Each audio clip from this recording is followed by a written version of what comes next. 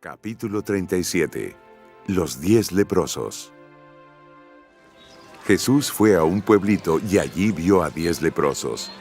Los leprosos son personas que tienen una enfermedad que les causa terribles llagas en todo el cuerpo. Los doctores no podían ayudar a los leprosos y a la gente le daba miedo acercarse a ellos porque no querían enfermarse también. Los leprosos le pidieron a Jesús que los sanara. Sabían que Él podía sanarles las llagas.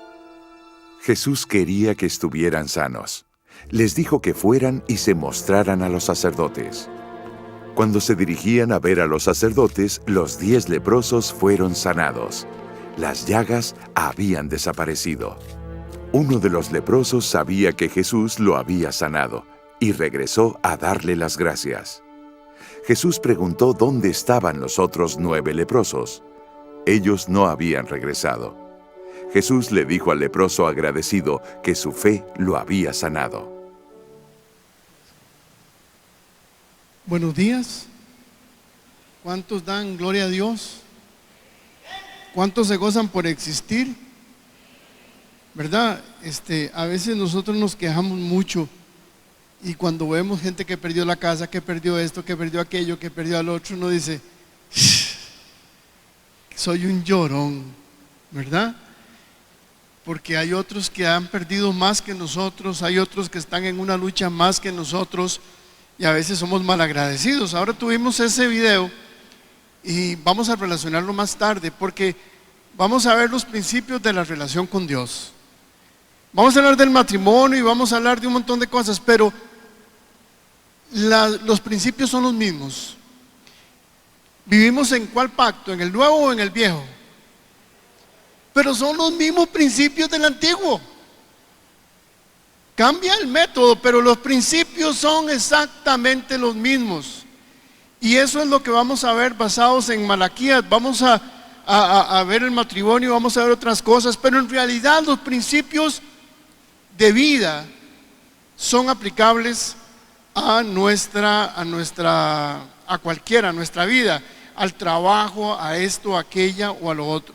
Vamos a ver un poquito de antecedentes para poder entender qué es lo que está pasando. En el 587 a.C., destrucción del templo, ¿se acuerdan? Los babilonios destruyen y se llevan cautivos un montón de la élite, ¿verdad? Era la gente principal, los príncipes, los sabios, no se llevaron a todo el pueblo. Después en el 537 los judíos vuelven por una orden de Ciro II, que era un persa muy poderoso y que Dios le había hablado, y sabemos que esto fue un retorno porque Dios así lo dispuso. En el 515 a.C. comienza la construcción del segundo templo. ¿Se acuerdan? El primero era precioso. Dice que los que conocieron el primer templo lloraban y decían, ay, pero mire, si eso es una piltrafa. Y el Señor les decía, cálmense porque la gloria postrera será mayor que la primera, ¿verdad? Entonces aquí los judíos retornan. Recuerde que cuando ellos retornan, los que se habían quedado y las 10 tribus de Israel, que era el reino del norte, ¿se acuerdan? Después de Salomón, Dios dividió a Israel en dos, el reino del norte y el reino del sur. El reino del norte era conocido como Israel y el reino del sur era conocido como el reino de Judá. El reino de Israel fue destruido primero y aquí la fecha que estamos viendo, el 587, fue cuando los babilonios ya toman el reino de Judá y se lo llevan, ¿verdad? Se llevan cautivo y destruyen el templo y destruyen todo. Recuerden que los judíos siempre entendieron que todo esto era un juicio de Dios. Así es como ellos lo entendían.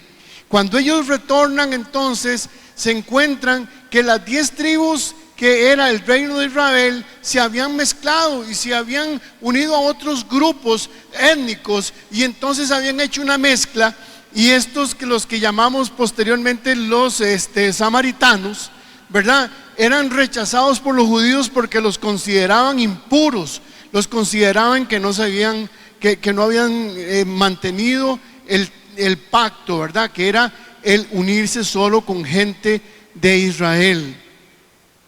Una vez de que pasa esto, hay una persecución religiosa.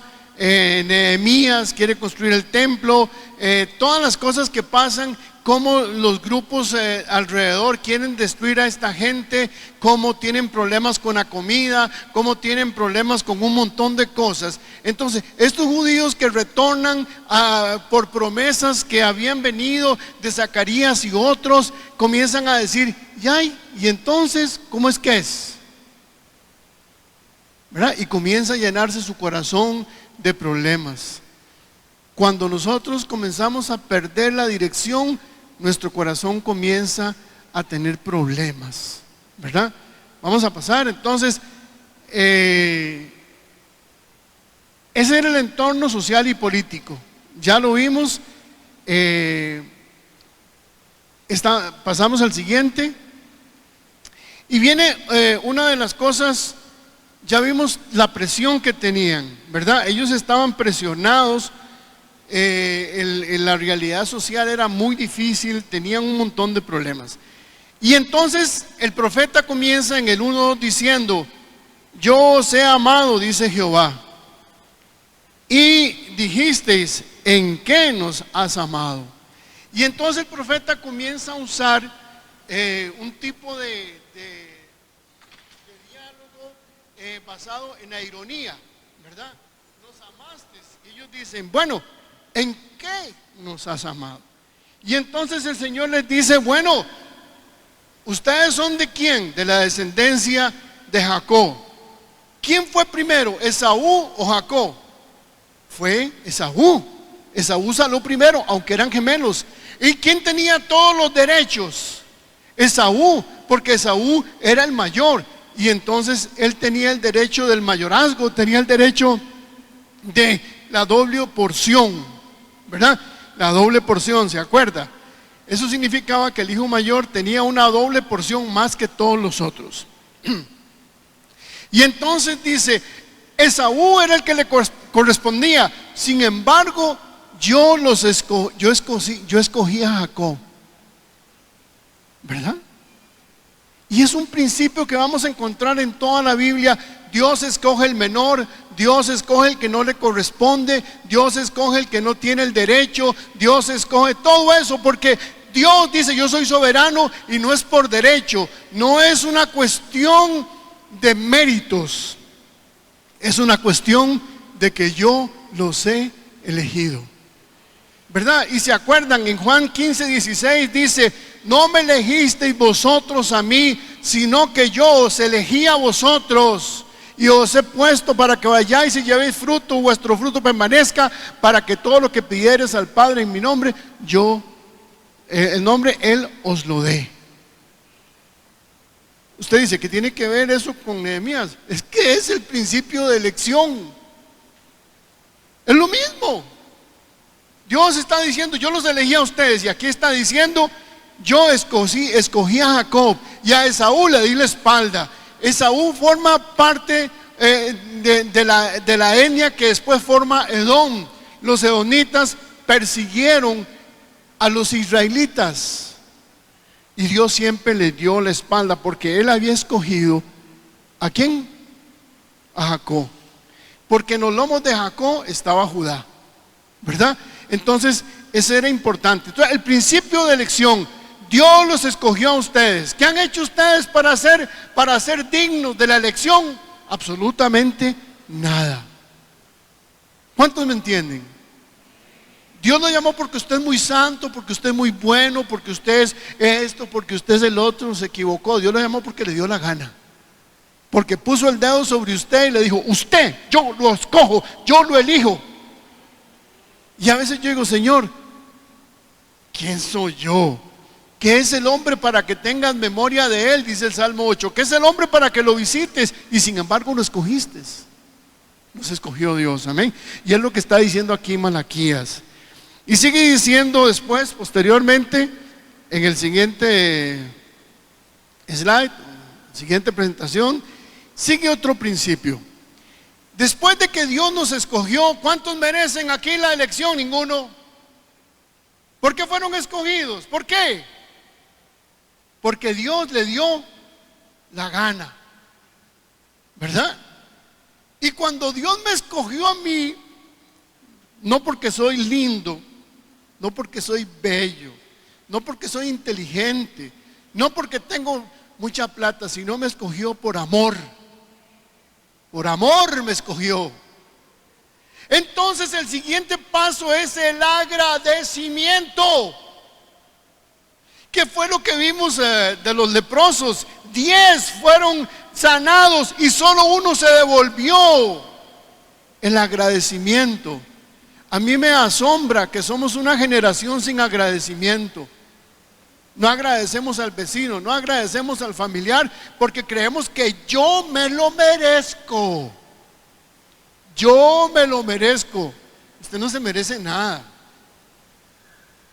¿Me entienden lo que estoy diciendo? Y esa es la verdad de la vida. Hay gente que dice, es que usted nada. ¿Verdad? Dios lo escogió, Dios lo amó y Él es el que nos ha dado el privilegio. Y entonces, en el versículo, en el 7, en el 6, no me acostumbro a estar viendo y viendo para allá, viendo para acá con los anteojos. Dice, el hijo honra al padre, el siervo a su señor. Si pues soy tu padre, ¿dónde está mi honra? Y si soy tu señor, ¿dónde está mi temor? Dice Jehová a los ejércitos, a vosotros, oh sacerdotes, que menospreciáis mi nombre y decís, ¿en qué te hemos despreciado? ¿En qué te hemos despreciado? ¿Verdad? Vuelve a usar la ironía. El profeta, que es Dios hablando a través de él, dicen que ustedes me ofrecen perros muertos, ustedes me ofrecen cabras sin una pata, ustedes me ofrecen animales enfermos. Y recuerde que el sacrificio estaba claramente establecido en la Biblia. Yo no podía regalar lo que a mí o dar en ofrenda lo que a mí se me ocurría. Yo tenía que dar en ofrenda lo que el código levítico me decía que tenía que dar, ni más ni menos. Era lo que decía. Ellos estaban ofreciendo lo que les daba la gana, ¿verdad? Eso es lo que estaba pasando. Y entonces, al ofrecer lo que les daba la gana, Dios comienza a decir, ¿qué soy yo? O sea, ¿qué honra me dan ustedes? No soy su padre. Y un hijo no honra a su padre. Aunque eso es verdad, los hijos deben honrar a los padres, pero los padres también tienen que honrar a sus hijos. Usted no puede tratar a su hijo a cachetazo limpio y después decirle, honrame. Hay una contradicción, porque el padre que honra a su hijo lo ama. Y con disciplina, pero una disciplina de formación, no una disciplina de venganza, de dolor. Ustedes dicen que soy su señor, pero no me obedecen. ¿Qué fue lo primero que dijo Tomás cuando vio al Señor y le dice, yo no creo que ese sea el Señor? Dice, yo no creo, ¿y cómo sé yo que es el Señor? Y comienza, y todo el mundo se lo come. Dice, Tomás el incrédulo. Y el Señor nunca dijo que era el incrédulo, dijo que nada más dichosos los que sin ver creyeron. Y el Señor le dice, venga Tomás, meta la mano aquí y meta la mano aquí. Y cuando Tomás mete su mano en el costado y en la palma de la mano, inmediatamente, ¿qué le pasa? Cae. ¿De qué? De rodillas. Porque cuando uno reconoce el señorío de alguien, lo que hace es caer de rodillas y le dice, Señor mío y Dios mío. ¿verdad? Entonces, los sacerdotes eran unos alcahuetes, porque los sacerdotes estaban en la obligación de instruir a la gente y decirles: no traigan porquerías, traigan lo que realmente. Y en el 14 dice: maldito el que me engaña, el que teniendo machos en su rebaño promete y sacrifique a Jehová lo dañado, ¿verdad? Y entonces, el principio del agradecimiento. ¿Por qué nosotros le servimos a Dios? ¿Por qué amamos al Señor? ¿Por qué seguimos al Señor? Porque nos vamos al infierno. Qué triste cuando una persona sigue al Señor porque se va al infierno. Yo sigo al Señor porque estoy agradecido. La santidad, más que un puñal que nos dice, un puñal atrás que dice usted: me voy al infierno. No, usted dice: no, yo estoy agradecido porque Él me llamó, porque Él me escogió sin merecerlo.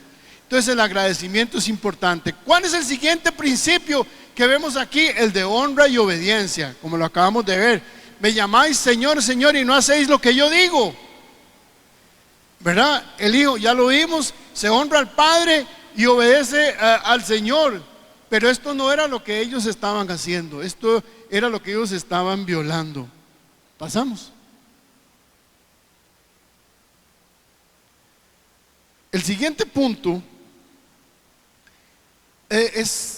vean que uno se deriva del otro.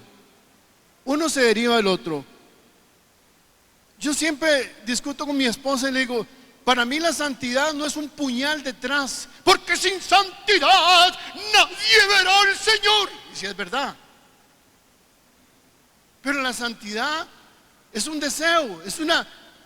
¿Cuántos tienen luchas internas? ¿Cuántos tienen luchas por pasiones? Diga, ¿cuántos levantan la mano? Aquí dice: yo tengo luchas con pasiones. El niño tiene luchas con pasiones, es el único honesto aquí. Yo tengo luchas con pasiones en mi corazón. Yo tengo batallas en mi corazón. ¿Ustedes no tienen? Dichosos. Dichosos. Seguro ustedes no son humanos, solo yo. Porque Pablo en Romanos capítulo 7 dice: porque lo que no quiero, eso hago.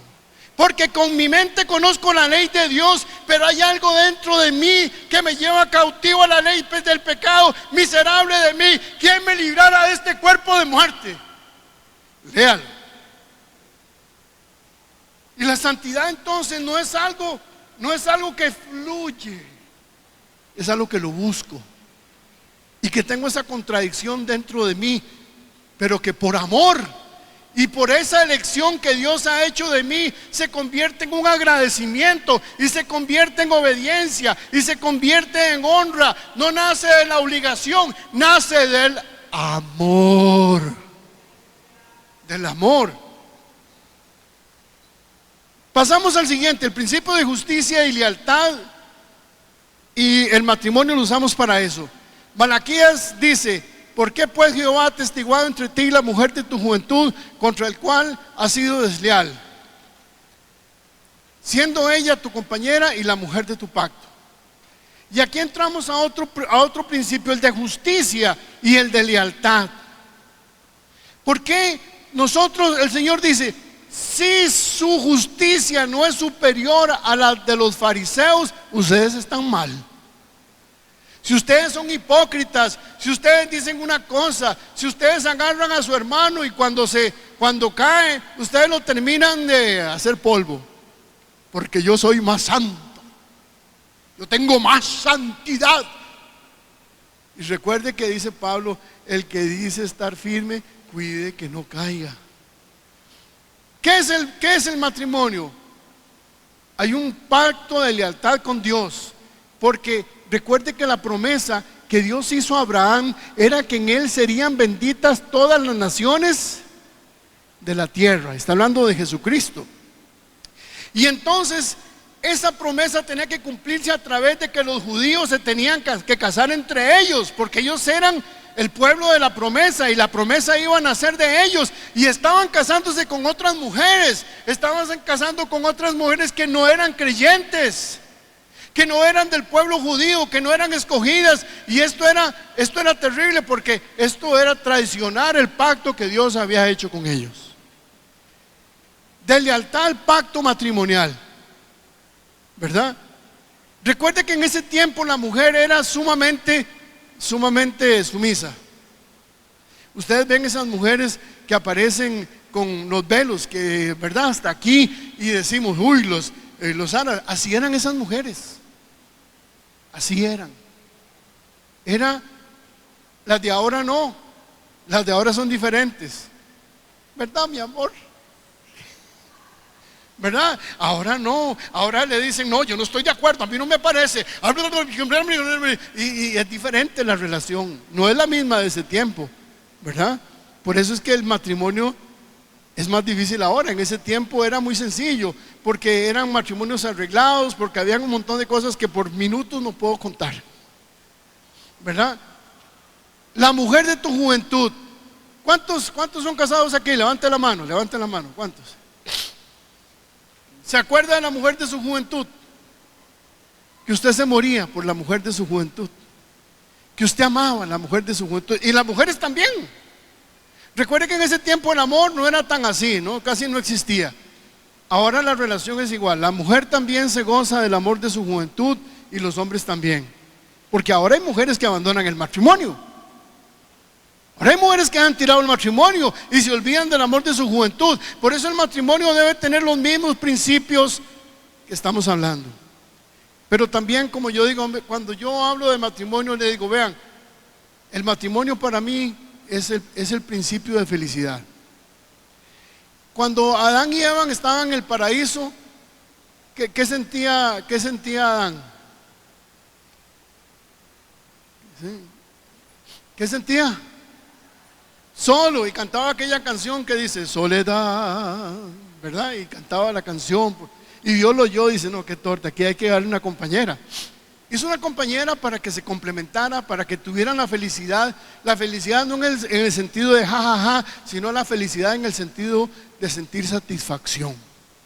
El matrimonio debe ser para sentir satisfacción. Yo he venido para que tengan vida y para que la tengan en abundancia, dice el Señor, ¿verdad? Y eso no estaba pasando. Se estaban casando con yugo desigual. Corintios 1:7-2, que dice que nosotros debemos enyuntarnos con yugo igual, no con yugo desigual.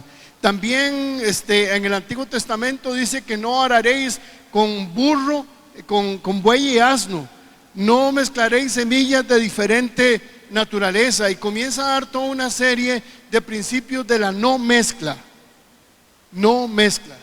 Aunque nosotros no somos igual que los judíos, porque no vemos una etnia aquí, ¿verdad? Aquí hay etnias diferentes.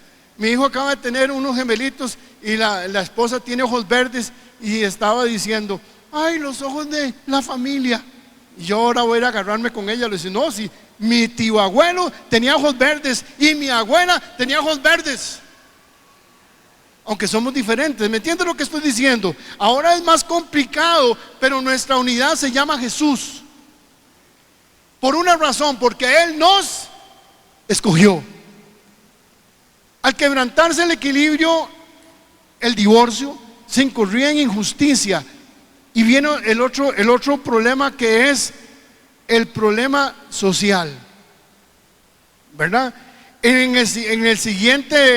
la siguiente proyección vamos a ver todo el daño que se produce con el matrimonio social, con los hijos medio locos, porque cuando no hay una familia que les dé ese equilibrio, se vuelven emocionalmente inestables, tienen problemas económicos, hay un problema de relación con Dios. Los hijos dicen, ¿cuál Dios? Y qué ni 8 cuartos, y no, ¿verdad? Entonces tiene todas las consecuencias. La divorciada queda en una situación desfavorable, económicamente mala. Acuérdense que las mujeres en ese tiempo no dependían del esposo, y las viudas ni hablar. Por eso, si tenían un hijo, era una bendición, porque ese hijo iba a ser un medio de subsistencia para esas viudas. Las consecuencias naturales de salirse del orden de Dios. Mire, Dios maldice, pero aunque no maldiga, el que se sale de Dios recibe maldición. ¿Por qué salirse del orden de Dios? Hay un orden natural. Si usted camina en Dios, todo sale bien. Si usted no camina en Dios, le va a ir mal, ¿verdad? Eso es una cuestión natural, así es como funciona, aunque usted, y ahí se puede leer el montón de maldiciones que hay para los judíos en ese momento, pero de por sí les quiero decir que cuando nos salimos de la relación con Dios, comenzamos a recibir maldición, comenzamos a tomar decisiones mal tomadas, comenzamos a hacer cosas mal hechas y comenzamos a acumular una deuda espantosa que después nos van a cobrar. Pasamos al siguiente, la justicia social. Yo ayer decía, a mí me asombra Mahatma Gandhi, ¿verdad? Que fue un gran líder de la India. Él estudió Derecho en Inglaterra y después se fue a Ciudad del Cabo, en África del Sur, y se encontró con el apartheid. Eran todos los cristianos que decían, aquí los negros, aquí los blancos, pero no dice la Biblia que todos somos iguales. ¿Cómo hoy la iglesia de Dios puede hacer separación de grupos étnicos? Como me contaba la esposa de mi hijo, que llegó un chino, ella trabaja en una empresa y vende, y entonces llegó un chino y nadie quería atenderlo. Le vieron cara de coronavirus y ella decía, ¿cómo es posible que seamos tan cerebros de gallina? ¿Acaso el coronavirus, aunque empezó en China, me lo puede pegar cualquiera? Aquí vino uno de Estados Unidos y trajo el virus aquí y fue el que empezó toda la cuestión aquí. ¿Y qué? Entonces todos los gringos son culpables. No, fue ese y no es culpable, es una cosa de la vida. Una relación con Dios sin justicia social no es agradable a Dios. Dice ahí que el que le quita el salario a los demás, dice un montón de cosas de este tipo. Si usted tiene una empresa, sea justo con sus obreros, porque un cristiano tiene que ser justo con sus obreros. Si usted tiene cualquier tipo de negocio, trate a sus empleados como seres humanos, no como esclavos, ¿verdad? Así es que esto es muy importante. La justicia del Señor se manifiesta en todos esos quehaceres. Y para ir cerrando, vamos a pasar es el descuido de la casa de Dios. ¿Qué significa eso? Que cuando nosotros descuidamos la casa de Dios, en ese tiempo era el diezmo y la ofrenda. Eso es lo que servía para darle mantenimiento a la casa de Dios, pero no estaban cumpliendo con eso. Entonces se estaba descuidando el sacerdocio, porque en otra parte inclusive de la Biblia dice que muchos sacerdotes buscaron otros pretes, otros trabajos, se fueron a hacer otras cosas, ¿verdad? ¿Por qué?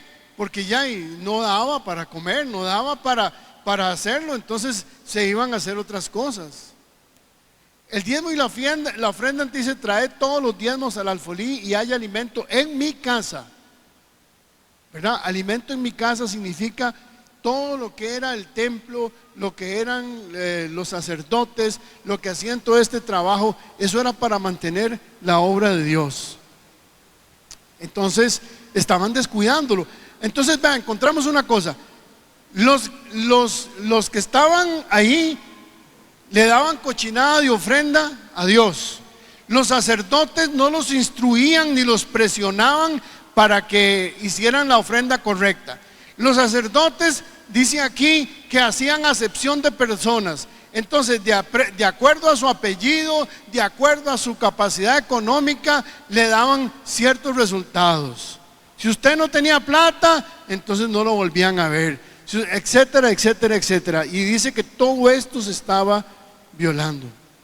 Y por último, quiero cerrar con una actitud apóstata, ¿verdad? Una actitud apóstata. Vea lo que dice: vuestras palabras contra mí han sido violentas, dice Jehová. ¿Y qué dijisteis? Que hemos hablado contra ti. Otra vez usa la ironía, varias veces usa. Habéis dicho, por demás es servir a Dios, que aprovecha que guardemos su ley. ¿Qué aprovecha? Que guardemos su ley. y que andemos afligidos en presencia de Jehová de los ejércitos. ¿De qué aprovecha si estamos aquí con presiones económicas? Tenemos el coronavirus, tenemos el IVA, tenemos esto, tenemos aquello. Entonces, ¿cómo es que es? ¿Que seguir a Dios qué es? ¿Qué es? ¿Hay alguna ganga entonces de servir a Dios? ¿Hay gangas de servir a Dios? No, no hay ninguna ganga, estaban diciendo ellos. Y vea que Dios dice palabras que han sido violentas. Se habían puesto pesados con Dios, estaban reclamándole a Dios. ¿Qué dijo Job cuando Dios le quitó todo? Jehová me dio, Jehová me quitó, bendito sea el Señor. Aquel dijo, aunque no haya vides no hayan uvas en las vides, aunque no haya ganado en los establos, aún así mi alma se gozará en Jehová, el Dios de mi salvación. Amén. Pero vea todo lo que estaba pasando, vea el contexto, vea la presión que tenían ellos económica, social, la presión espiritual y todo lo que estaba pasando alrededor. Vea qué peligroso es que nosotros de pronto comencemos a caer en una actitud apóstata. Lo mismo pasó en el Nuevo Testamento. Muchos estaban siendo perseguidos, entonces estaban renegando del Señor, se estaban yendo, porque la cosa estaba muy fea. Ser cristiano costaba la vida, ¿verdad? Vamos entonces a ir concluyendo, ya que mi tiempo ya concluyó. Los principios del reino de Dios implican una serie de valores y conductas que deben estar presentes en toda relación de Dios-hombre, de hombre y hombre, y por supuesto en las relaciones de matrimonio. Porque las relaciones todas están regidas por los principios de Dios. Usted puede aplicar estos principios absolutamente a todos, son universales, ¿verdad? Repasemos esos principios. El de elección, el principio que dice que usted no lo merecía, no es por méritos, es porque Dios lo escogió. Así es que cállese y siga caminando, ¿verdad?